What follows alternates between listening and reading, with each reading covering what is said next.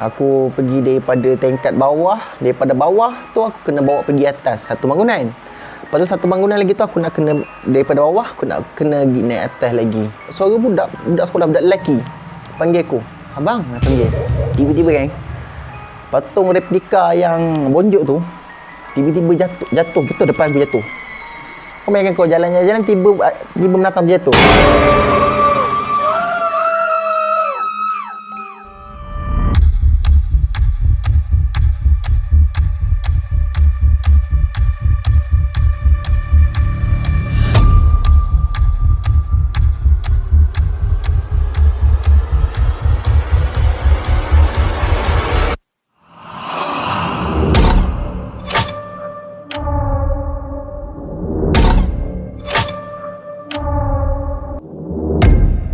Scary time.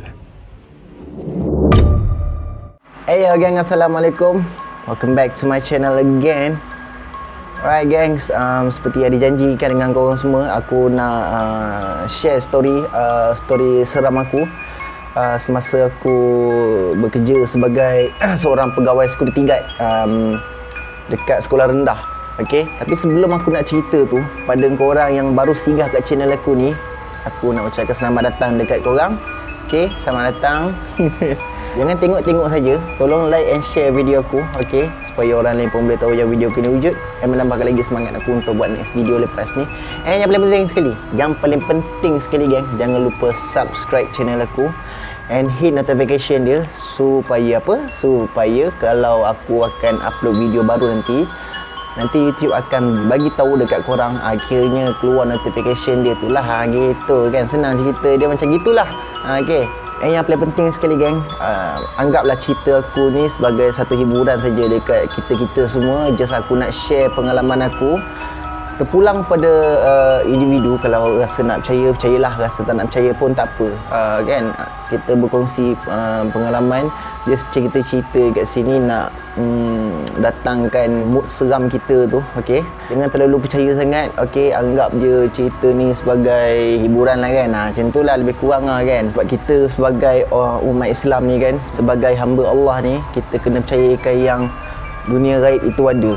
Jadi bila kita tak percaya dengan dunia gaib, bermakna kita tak percayakan dengan kekuasaan Allah tu sendiri. Okay guys. Okay, kalau kau nak tahu macam mana seram ke tak cerita aku tu, tunggu masa lagi. Stay tune and let's start it.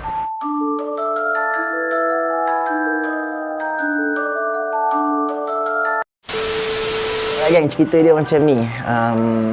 Masa tu aku baru lagi dalam bidang security guard ni. Masa tu aku kerja dekat Rawang, dekat sekolah rendah Rawang. Tapi sekolah rendah mana aku tak boleh bagi tahu lah kan. Cuma yang aku boleh bagi tahu sekolah tu dekat Rawang, Selangor. Masa tu aku bekerja kat sana, aku berhijrah kat sana, okey, cari pengalaman berdikari. Alright gang, masa tu hari bulan kedua. Bulan kedua aku dah ada dalam company ni. Satu hari tu aku kena kerja seorang tau, sebab partner aku masa tu cuti. Masa tu hari Deepavali. Partner aku tu orang India. Batu Malai nama partner aku tu. Uncle Batu Malai, kalau tengok I miss you so much. Mudah-mudahan sampailah video ni kat dia kan, insyaAllah. Masa tu Uncle Batu Malai tu cuti raya je lah kan. Untuk pengetahuan korang, masa tu company yang aku sedang kerja ni kekurangan pekerja. Sebab masa tu company aku ni baru je menubuh dia punya company tu. Jadi susah sikit lah nak cari orang kan. Baik, dah masa tu sepatutnya nak kena cari lagi seorang tau untuk gantikan tempat Batu Malai tu. Tapi memang dah tak ada orang kan. Kalau nak ambil guard yang dekat contohnya ada guard dekat bahagian sini, okay. Contohnya ada guard untuk sekolah menengah, okay. Okay. Jadinya boleh ambil guard dekat sekolah menengah tu untuk transfer pergi ke sekolah rendah ni untuk jadi partner aku lah. Orang kata pengganti lah kan. Tapi masa tu memang tak ada orang yang boleh tolong gantikan Uncle Batu Malai tu. Jadinya memang terpaksa lah kan. Nak tak nak memang aku kena jaga seorang-seorang lah masa tu. Kau bayangkan sekolah rendah baik. sekolah rendah kat sana tu boleh tahan besar juga ah. Tak silap aku dia ada 3 atau 4 tingkat sekolah dia tu aku lupa lah. Tingkat dia ada 3 tingkat. 3 tingkat ke 4 tingkat lah. Lebih kurang lah dalam 3 ke 4 tingkat lah. Okey, kita ambil 4 tingkat lah. Kita ambil 4 tingkat. Okey, satu bangunan tu ada 4 tingkat. Dekat sekolah yang aku tengah jaga ni, dia ada 2 bangunan. Okey, 2 bangunan. Satu untuk sekolah budak-budak lah kan. Satu bangunan lagi untuk store, untuk bilik guru, toilet, dan macam-macam lah kat situ. Kiranya satu khas untuk sekolah punya bangunan, satu lagi khas untuk macam guru-guru, bilik guru, tandas, store dan macam-macam lah kan kat situ. Jadi tiap-tiap malam, setiap berapa jam sekali 4 jam sekali aku kena ronda tau. Tak kisahlah macam mana situasinya pun sekali, aku kena ronda 4 jam satu kali. 4 jam sekali. Jadi geng, masa tu dah dekat pukul 4 tau. Pukul 4 pagi. Kira masa tu ronda ketiga. Rondaan aku yang ketiga lah masa tu. Masa tu aku pergi ke bilik store tau. Aku nak, kan kalau security kan dia nak kunci kan dia ada lock dia kan. Nanti mana yang kerja security tu tahu lah lock dia tu. Aku pergi daripada tingkat bawah, daripada bawah tu aku kena bawa pergi atas satu bangunan. Lepas tu satu bangunan lagi tu aku nak kena daripada bawah, aku nak kena naik atas lagi. Clocking, orang panggil clocking kat situ. Jadi bila aku lagi clocking tu, jadi kedua bangunan lah aku kena ni kan, aku kena jaga. Dan lepas tu geng, sampai dekat satu bilik ni bilik store. Bila sampai bilik store tu, tiba-tiba aku rasa macam ada suara budak panggil aku. Suara budak sekolah, budak lelaki panggil aku. Abang, dia panggil. Macam tu. Dia macam, abang. Lepas tu aku toleh lah. Aku toleh tengok kiri kanan. Kat situ memang aku dah fikir bukan lah cakap kan pukul 4 pagi budak mana kan nak datang sekolah kan. Lepas tu aku buat bodoh je. Aku dalam hati aku cakap tak apalah, kata kalau selagi dia tak kacau aku dengan cara kasar, tak apalah, biarlah. Sebab yelah kita cari rezeki kan, kita tak nak lah cari hal dengan mana-mana makhluk. Ini lepas tu aku dengar lagi bunyi, abang. Lepas tu aku cakap, dek, tolong jangan kacau, abang nak cari rezeki. Aku cakap macam tu. Lepas tu diam. Dah tak ada apa-apa lah. Aku dah settle clocking tu. Lepas tu sampai ke tahap aku pergi clocking dekat toilet tu tau. Toilet perempuan. Tengah clocking tu. Lepas tu aku dengar lagi bunyi suara yang sama. Abang, dia panggil. Aku pun masa tu aku macam buat tak reti je lah, tak apalah. Buat tak tahu je lah kan. Aku cepat-cepat clocking, aku belah. Tapi tempat tu tak habis kat situ je geng. Sebab bukannya dekat depan bangunannya, belakang bangunan pun aku kena pergi juga. Contohnya dekat kantin, dekat sekolah belakang, bahagian belakang tu kan menghadap ke padang kan. Bahagian situ lagi nak kena pergi. Lepas tu dekat sekolah tu belakang dia ada sekolah tadika geng. Sekolah tadika tu pun aku kena pergi clocking juga. Dalam masa yang sama kena pergi check. Yelah takut lah kan. Dia macam mana kalau security ni nak tak nak hantu kau orang, kau kena pergi juga. Contohnya kau nampak ada orang tu ada orang lintas dekat bahagian koridor sekolah tu kan. Dalam otak kau ni kau akan fikir, siapa je kan yang nak masuk dalam sekolah ni malam-malam buta. Nak tak nak kau kena pergi juga. Sebab takut ada kecurian dekat situ. Kecurian? Ada deh. Takut pula dah. Takut ada penjenayah ke kan, orang nak mencuri ke. Sebab kat sekolah tu kadang-kadang cikgu ni dia ada tinggal dia laptop dekat situ. Dia tinggal laptop dia, beg dia, segala benda barang berharga lah dia akan tinggal dekat dalam bilik guru tu. Sebab tu kita kena alert dengan benda-benda macam ni tau. Kalau ada orang nak cakap kan, kerja security ni kerja yang pemalas, kerja security ni kerja yang tak ada bukan tak ada masa depan lah, kira kerja security ni pemalas lah. Kalau ada orang cakap macam tu kan, kau tepek je apa hantu Cina punya kertas tu, kau tepek kat kepala dia. Biar dia berfungsi sikit otak dia. Siapa cakap apa kerja security ni tak ada masa depan? Bang, kerja security ni kerja yang mencabar tau sebenarnya. Kan, untuk orang kata belah siang tu okey lagi, belah malam tu yang mencabar betul bang, betul. Lillahi ta'ala, saya tahulah, saya bekas security. Belah siang pun sama juga kan. Contohnya kalau ada tak kisahlah daripada mana company, daripada mana cara security tu bertugas kan, jaga sekolah ke, jaga mall ke, jaga apa ke, ada je cabaran itu. Confirm ada cabaran bila pula dengan orang-orang yang jenis yang tak tahu apa, yang tak erti bahasa macam tu lah. Macam tu lah. Okey sampai situ je. Ni dah lalut ke lain ni, dah melalut ke lain ni. Tu aku just nak share je lah kepada orang yang kata security guard ni tak ada masa depan ke apa ke, suruh dia pergi kerja security, tengok ada masa depan ke tak ada masa depan, kerja tu malas ke tak, suruh dia rasa sendiri. Okey, kita sambung balik dengan cerita kita tadi. Okey, dekat sekolah yang sama juga. Satu hari tu ada event tau. Dekat sekolah tu ada event Hari Guru. Diorang ada buat rumah hantu dalam sekolah tu. Sumpah je, diorang ada buat rumah hantu dekat dalam sekolah tu. Tapi masa tu masa Hari Guru je.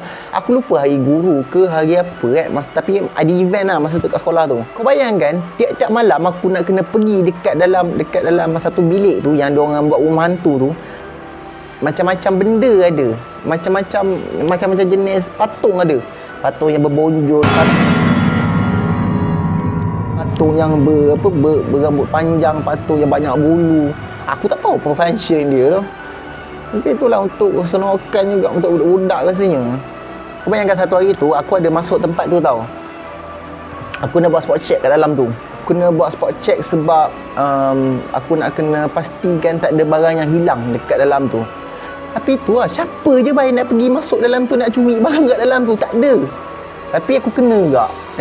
Tugas aku kan, orang dah arahkan aku untuk buat macam tu, kira tanggungjawab untuk aku lah. Nak tak nak aku kena pergi juga. Tapi masa tu Batu Malai dah masuk kerja dah masa tu. Tapi masa tu aku pergi seorang aje untuk masa tu time aku yang kena pergi buat clocking dengan pergi spot check.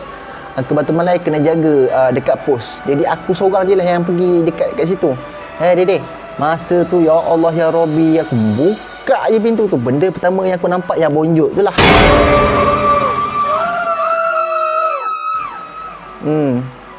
Yang bonjok tu lah aku nampak mula patung lah, tapi patung lah kan.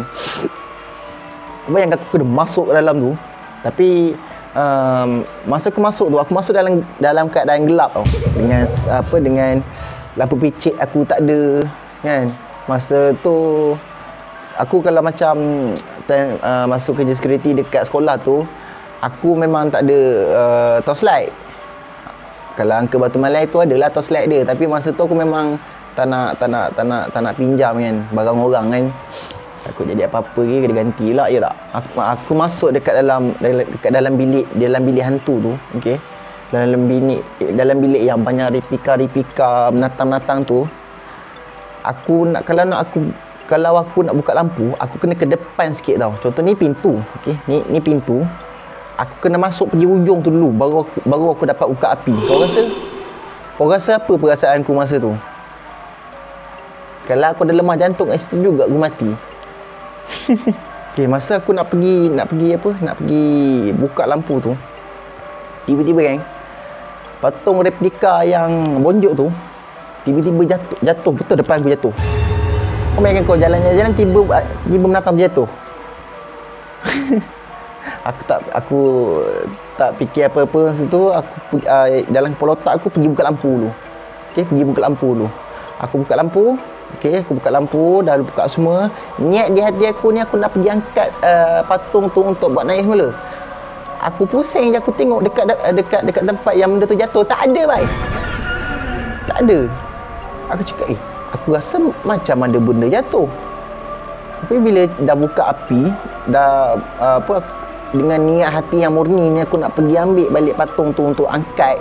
Walaupun aku tak setuju untuk angkat, nak biar je base tu kan.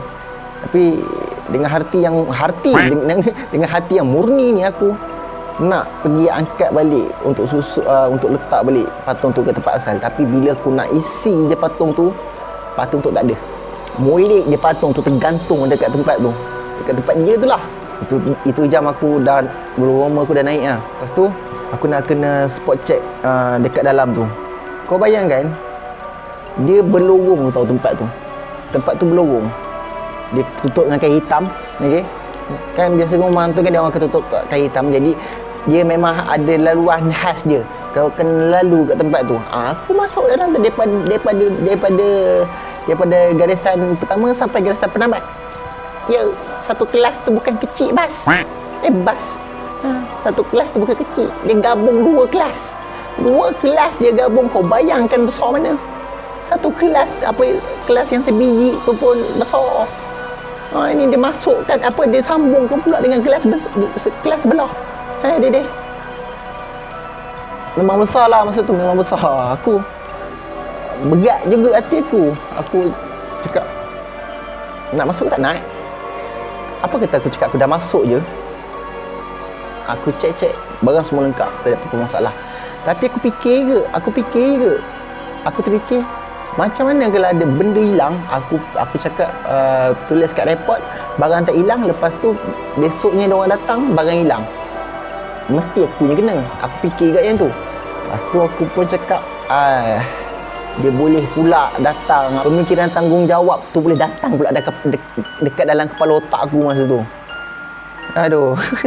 Jadi bila aku dah fikir macam tu, nak tak nak aku nak masuk gerak. Aku nak masuk gerak kat dalam tu untuk spot check. Lepas tu aku pergi jalan sampai tengah tu, geng. Sampai tengah jalan tu, kan. Kain hitam yang kiri kanan aku ni, dinding hitam ni, kain hitam ni. Ilahi ta'ala, cakap kau macam ada orang sentuh. Kau ambil kain, kau sentuh kain tu. Macam tu lah. Aku masa tu aku baca je lah apa yang aku tahu kan. Allah je yang tahu perasaan aku masa tu. Dan masa tu juga aku serahkan diri aku kepada Allah je. Cakap, ya Allah, apa nak jadi engkau ada. Cakap kan, ambil hati sendiri. Aku jalan yang paling aku tak lupa kan. Yang paling aku tak boleh lupa, dah nak sampai dah dekat tempat ujung sekali tu. Okey, dah nak sampai dekat tempat ujung tu, aku nampak macam ada perempuan besar, tinggi, okey, duduk tengah tengok aku. Kira dia duduk dinding pada ujung sekali. Kira nak sampai garisan penamat lah kan, untuk aku kira dekat lorong las lah kat situ. Kan aku nampak. Aku cakap tinggi tu, nampak dia. Aku pun tak cakap banyak, aku pandang bawah. Okey, pandang bawah, aku pusing balik. Aku tak pergi sampai ujung. Aku ambil keputusan untuk aku patah balik. Bila aku patah balik tu, masa aku berjalan untuk keluar tu, alhamdulillah tak ada apa-apa yang jadi lah kan. Tak ada apa-apa yang jadi. Tapi ada yang terjadi lepas aku keluar daripada situ. Lepas aku keluar daripada dalam kain tak guna tu. Okey, bila aku keluar, patung yang aku nampak tak jatuh tadi, jatuh. Patung bonjok tu jatuh. Aku cakap setahu aku tak nampak. Memang tak jatuh patung tu tadi. Asal bila aku keluar tiba-tiba boleh jatuh. Jadinya fikir positif lah. Positive thinking masa tu. Aku cakap, mungkin aku tak perasan dengan mak. Mungkin terlalu takut, aku tak perasan. Jadi aku angkat balik. Bye. Masa tu memang aku lari tak cukup tanah, geng. Betul, geng. Aku lagi tak cukup tanah. Sebab apa? Aku nak angkat binatang tu. Berat je. Berat. Apa ni, jujur aku cakap. Sekejap bateri pula dah. Sekejap, geng. Okey. Dah. Action. Lepas tu, geng, Jujur aku cakap, aku kalau dengan benda-benda macam ni, yang paling aku lemah mesti bonjok tu lah paling aku lemah tu. Betul cakap. ini murni daripada hati aku lah, keluar daripada hati aku. Memang aku kalah dengan benda tu. Tak boleh, tak tahu kenapa. Perasaan dengan benda tu paling takut kan, paling takut dengan benda dia. Bukan takut lah, dia seram lah kan. Nak kata takut tak boleh, sebab kita kena takut dengan Allah. Dengan Allah je, dengan benda lain kita tak boleh takut. Seram lah, seram.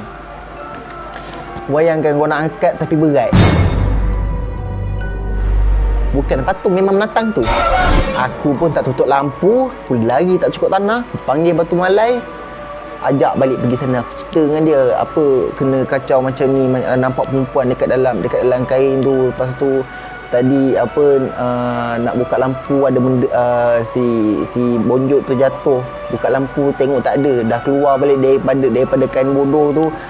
Natang tu ada benda tu jatuh lagi, tapi bila aku angkat berat, bukan patung. Ni masa tu Uncle Batu Malai pun kesian kat aku juga kan. Dia pun pergilah ikut aku untuk aku tolong aku tutup lampu dengan buat clocking. Masa tu itu yang kalau ada orang masuk tu sia-sia je sekolah tu. Tapi alhamdulillah lah kan, tak ada apa-apa yang jadi. Tapi rindu nak pergi kat nak masa tu, rindu lah zaman-zaman tu.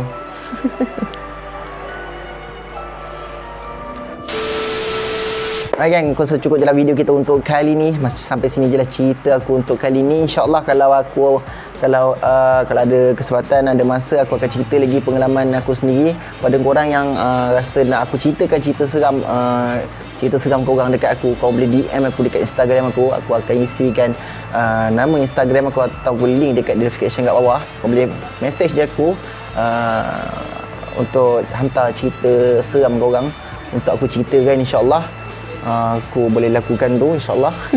Lepas ni mungkin ada cerita lain pula aku nak cerita kat korang. Korang just stay tune je lah kan. Untuk korang yang baru singgah kat channel aku ni, aku nak sarankan korang untuk subscribe channel aku, hit bell notification dia tu. Dan satu lagi, tolong like and share video aku supaya orang lain boleh tahu yang video aku ni wujud, yang menambah lagi semangat aku untuk buat next video lepas ni. Alright gangs, pada korang yang dah tengok video aku ataupun tak, aku doakan supaya korang dimurahkan rezeki, dipanjangkan umur, dipermudahkan segala urusan dunia dan akhirat. Dan semoga Allah memudahkan segala urusan kita semua. Dan tolong doakan aku untuk cepat capai 1k subscriber. Alright guys, tolonglah dengan Latar Gaming channel sekali. Alright gang, see you for the next video. Jangan lupa untuk subscribe channel lama Funky TV. Alright gangs, gerak dulu. Assalamualaikum. Bye-bye.